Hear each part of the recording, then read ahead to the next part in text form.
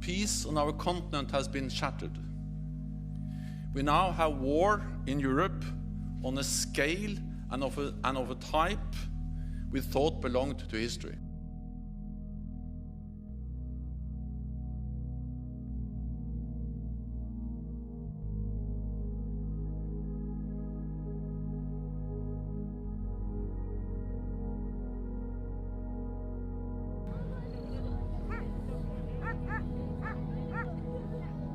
Latest on the fight against COVID, the U.S. averaging a record-shattering more than 400,000 cases per day. Record-breaking levels of COVID infections across the country.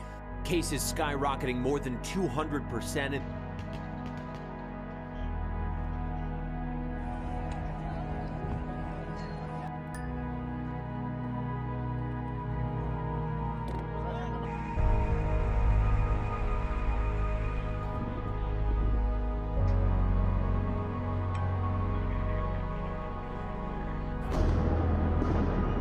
Tonight, bloodshed on the streets of Kazakhstan as protests take a deadly turn. Shots ringing out across the city of Almaty. Security forces say they, quote, eliminated dozens of demonstrators, leaving more than 1,000 injured. Unprecedented show of force marks the first time the Collective Security Treaty Organization, or CSTO, the Russian equivalent of NATO, has deployed troops to aid one of its member nations.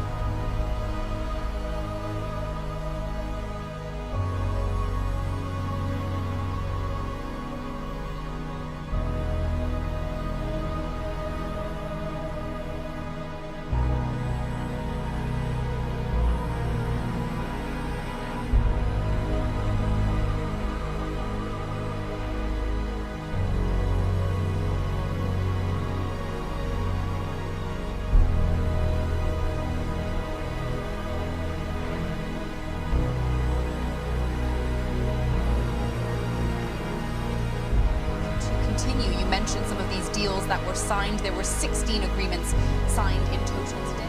Vladimir Putin have been talking in Beijing. All their aim is to deepen ties against the backdrop of increasing tensions. Ahead of the summit, Russian Foreign Minister Sergei Lavrov met his Chinese counterpart Wang Yi. Mr. Lavrov wished China's success in holding the Beijing Winter Olympics. He affirmed Russia's position against the US-led diplomatic boycott of the Games. NATO is alarmed about Russia's military buildup on Ukraine's borders, and foreign ministers from the alliance are meeting today in Latvia to discuss a response.